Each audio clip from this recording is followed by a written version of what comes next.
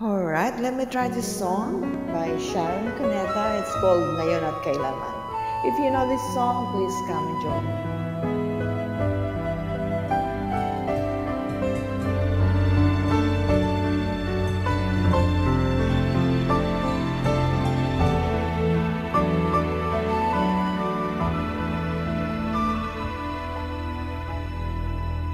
Ngayon at kailanman, sumpa ko'y ibigin ka.